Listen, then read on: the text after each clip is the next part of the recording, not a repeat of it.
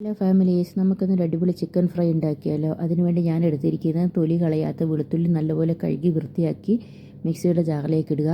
പിന്നെ നമുക്കതിലേക്ക് വേണ്ടത് ഉണക്കമുളകാണ്, മല്ലിച്ചപ്പും കറിവേപ്പിലയും വേണം. ഞാൻ ഇവിടെ എടുത്തിരിക്കുന്നത് നല്ല നാടൻ കറിവേപ്പിലയാണ്. പിന്നെ നമുക്ക് വേണ്ടത് കുറച്ച് ചെറിയുള്ളിയാണ്. തൊലി കളഞ്ഞ് വൃത്തിയാക്കി കഴുകി അതിലേക്ക് ഇടുക.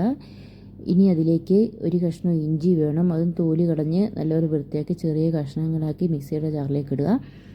പിന്നെ നമുക്കതിലേക്ക് ഇനി ആവശ്യം പെരിഞ്ജീരകമാണ്. കുറച്ച് പെരിഞ്ജീരകം ഇടുക. എന്നിട്ട് ഇത് മുഴുവൻ ചതച്ചെടുക്കുക. അരയാൻ പാടില്ല, ചെറുങ്ങനെ ഒന്ന് ചതയാനേ പാടുള്ളൂ.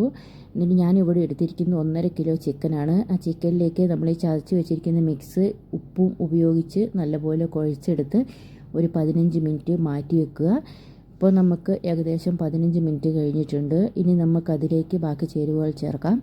ഞാനിപ്പോൾ കാശ്മീരി മുളക് പൊടിയാണ് എടുത്തിരിക്കുന്നത്. അതിലേക്ക് കാശ്മീരി മുളക് പൊടിയും 1 സ്പൂണ് മഞ്ഞൾപ്പൊടിയും 1 സ്പൂണ് കുരുമുളക് പൊടിയും കൂടി ഇട്ട് നല്ലപോലെ മിക്സ് ചെയ്യുക. എരിവ് ഇനി വേണമെങ്കിൽ നിങ്ങൾക്ക് എരിവുള്ള മുളക് പൊടി ഉപയോഗിക്കാവുന്നതാണ്. ഞാനിപ്പോൾ അതിൽ ഉണക്കമുളക് അരച്ചത് കൊണ്ട് നല്ലപോലെ എരിവുണ്ട്. അപ്പോൾ ഇനി ഇതെല്ലാം കൂടി നല്ലപോലെ മിക്സാക്കി നല്ലോണം എരിവ് പിടിക്കട്ടെ, നല്ലവണ്ണം കുഴച്ചെടുക്കുക. പിന്നെ ഇനി നമുക്കതിലേക്ക് വേണ്ടത് ഒരു മുട്ടയാണ്. ഈ മുട്ട പൊട്ടിച്ചൊഴിക്കുക. ഞാൻ അതിലേക്ക് കോൺഫ്ലവർ ഇട്ടിട്ടുണ്ട്. അതൊക്കെ കൂടി നല്ലപോലെ കുഴച്ച് മിക്സാക്കി ഒരു മണിക്കൂറോളം മാറ്റി വെക്കുക. നല്ലവണ്ണം എരിവും ഉപ്പും മുളകും മഞ്ഞളും ഒക്കെ ചിക്കനിലേക്ക് നല്ലപോലെ പിടിക്കട്ടെ. എന്നാൽ മാറ്റി വെച്ചാലേ നമുക്ക് അതിലേക്ക് നല്ലവണ്ണം എരിവ് ഉള്ളിലേക്ക് ഇറങ്ങുകയുള്ളൂ.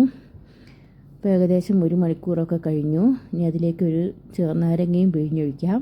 എന്നിട്ട് നമുക്ക് ഒരു ഇരുമ്പിൻ്റെ ചീനച്ചട്ടി അടുപ്പത്ത് വെക്കാം. ചിക്കനൊക്കെ പൊരിക്കാൻ ഏറ്റവും നല്ലത് ഇരുമ്പിൻ്റെ ചീനച്ചട്ടിയാണ്, നോൺ സ്റ്റിക്ക് പാത്രത്തിനേക്കാളും നല്ലത്. നമുക്കതിലേക്ക് നല്ല വെളിച്ചെണ്ണ ഒഴിച്ച് ചിക്കൻ പൊരിച്ചെടുക്കാം. ഞാനിപ്പോൾ ഏകദേശം മറച്ചിടുന്നുണ്ട്. നല്ലപോലെ പൊരിയട്ടെ. നല്ല ടേസ്റ്റാണ് ഇങ്ങനെ ഉണ്ടാക്കിയാൽ. നിങ്ങളെല്ലാവരും ഒന്ന് ട്രൈ ചെയ്ത് നോക്കിയിട്ട് കമൻ്റ് അയക്കണം.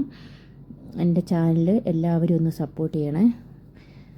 നല്ല രുചിയാണ് ഇങ്ങനെ ചിക്കൻ പൊരിച്ച് കഴിഞ്ഞാൽ. അപ്പോൾ എല്ലാവരും ഒന്ന് ഉണ്ടാക്കി നോക്കുക. ഇനിയിപ്പോൾ അടുത്ത വീഡിയോയിലൂടെ കാണാം. ടാറ്റാ.